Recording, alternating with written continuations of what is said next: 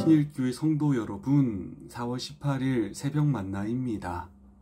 일주일간 고난주간을 보내고 어제 주일 예배는 부활주일 예배로 함께 예배 드렸습니다. 지난 고난주간과 부활주일 어떻게 잘 보내셨습니까? 지난주에 친구 한 사람을 만났는데 제가 고난주간을 보내고 있다라고 하니까 자기 몸을 때리고 막 핥히는 거냐고 이렇게 되묻더군요.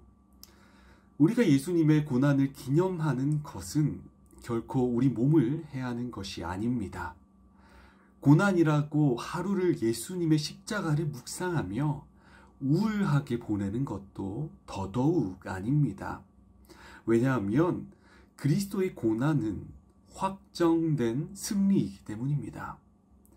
고난 중의 승리를 생각하며 그리스도의 고난을 감사히 묵상하고 다가올 부활을 기뻐하는 것, 나아가 그 부활의 기쁨을 우리의 삶 속에서 누리는 것, 이것이 고난과 부활을 제대로 잘 기념한 성도일 것입니다. 성도 여러분, 고난과 부활을 지냈습니다. 보냈습니다. 이제 세상 속에서 그 부활의 기쁨을 만끽하시고 누리시기를 축복합니다.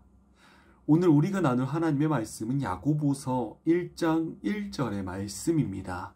본문의 말씀을 제가 읽겠습니다. 하나님과 주 예수 그리스도의 종 야고보는 흩어져 있는 12지파에게 문안하노라. 하나님과 주 예수 그리스도의 종 야고보는 흩어져 있는 12지파에게 문안하노라. 메시지 성경 1장 1절은 이렇게 표현합니다. 하나님과 주 예수의 종인 나 야고보는 다가올 그 나라를 바라보며 이 땅에 뿔뿔이 흩어져 살아가는 12지파에게 편지합니다. 평안하신지요. 오늘부터 월요일, 화요일은 야고보서를 함께 좀 묵상하려고 합니다. 우리가 함께 묵상할 이 야고보서는 신약의 잠언이라고 불립니다. 잠언은 여호와를 경외하는 것이 지혜의 근본이라고 말하고 있죠.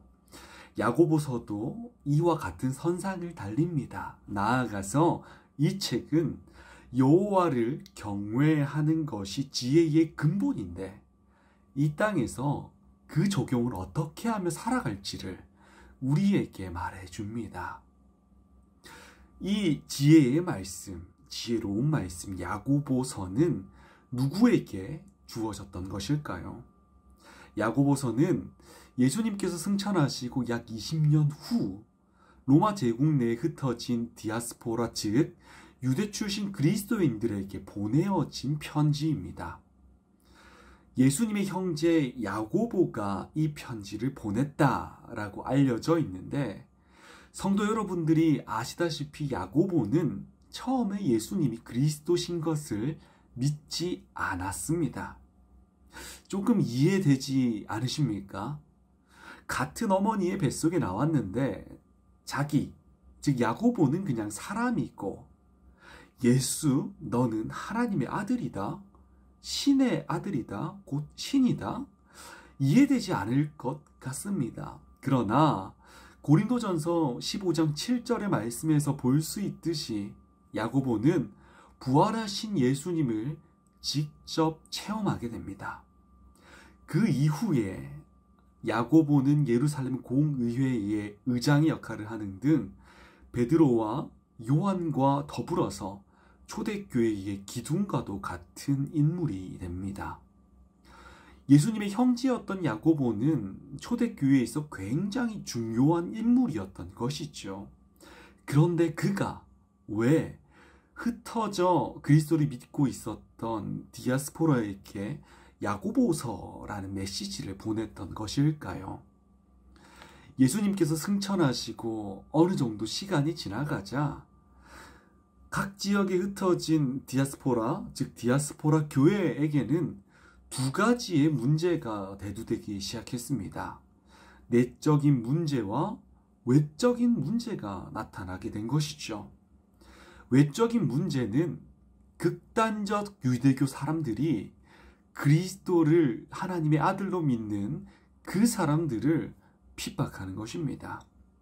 유대교는 예수님을 하나님의 아들이라고 인정하지 않습니다. 그러니 예수를 하나님의 아들로 인정하는 다른 것들은 이단으로 보고 정죄하고 핍박했던 것입니다.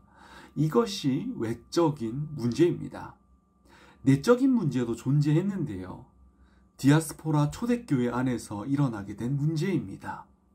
예수님께서는 승천하시며 이렇게 말하셨습니다. 내가 이 땅에 곧 오리라. 그런데 예수님께서 승천하신 지 20년이 지난 후에도 오시지 않는 겁니다. 예수님께서는 언제 오시는 거냐? 그때까지 믿음 지키는 것이 너무 힘들다. 적당히 지혜롭게 지켜야 하지 않을까? 이러한 생각들을 가지고 세상과 타협하기 시작했습니다. 즉, 세상의 법이 교회 안으로 들어오게 된 것이죠. 이러한 상황 속에서 이신칭의에 대한 오해가 발생합니다. 이신칭의가 무엇입니까? 오직 믿음으로 의롭게 됨을 말하죠. 디아스포라 유대인들은 이 이신칭의를 꽉 붙잡습니다. 그런데 그것만 붙잡았습니다. 믿음의 실천이 없어도 믿음의 정신만 가지고 있으면 구원받는데 아무 문제 없다는 잘못된 가르침이 그들 사이에서 성행하게 된 것입니다. 실천 없는 믿음이 교회 공동체 가운데 그리고 성도의 생활 가운데 드러나게 된 것입니다. 그들은 이를 지혜롭게 믿는 것이다 라고 생각했습니다. 야고보는 이를 지켜볼 수가 없었습니다. 그러기에 흩어진 그리스도인들에게 믿음의 실천을 철저하게 강조하는 야고보서를 쓸 수밖에 없었던 것입니다. 신일교회 성도 여러분, 고난주간과 부활주의를 보낸 우리는 이 땅에서 어떻게 살아가야 할까요? 분명히 고난 가운데 살아가는 것이 아닌 부활의 기쁨으로 이 땅을 살아내야 할 것입니다. 부활의 정신을 가지고 이 땅을 살아가야 할 것입니다. 그러나 부활의 정신만 가지고 살아가는 것이 아닌 부활의 기쁨을 실체로 드러내며 살아가야 할 것입니다. 믿음이라는 것은 매우 추상적인 표현입니다. 그러나 그 믿음에는 분명히 실체가 존재합니다. 바로 그리스도인답게 이 땅을 살아가는 것입니다. 성도 여러분, 오늘 하루 이 말씀을 기억하시며 야고보서의 말씀을 기억하시면서 나의 믿음을 점검하고 그 믿음의 실체를 이 땅에서 우리의 생활 가운데에서 드러내시기를 주님의 이름으로 축복합니다. 기도하겠습니다. 사랑이 많으신 하나님 아버지, 주님의 말씀을 들었습니다. 야고보서의 개관을 조금 다루었는데요. 이 야고보서는 디아스포라 유대인들에게 보낸 믿음의 실체에 대한 메시지였습니다. 주님, 우리는 디아스포라 유대인들과 같은 상황에 놓여 있습니다. 믿음은 가지고 있을지 모르나 그 실체가 우리의 삶 가운데 드러나지 않습니다. 하나님, 회개하오니 우리의 믿음을 드러내게 하여 주시옵소서. 말로만 믿는다라고 하는 것이 아닌 그 믿음을 우리의 생활 속에서 실체로 드러나게 하여 주시옵소서. 고난주간과 부활주의를 보냈습니다.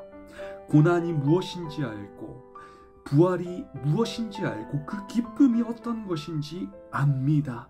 주님, 이제는 부활의 기쁨을 실체로 드러내게 하여 주시옵소서.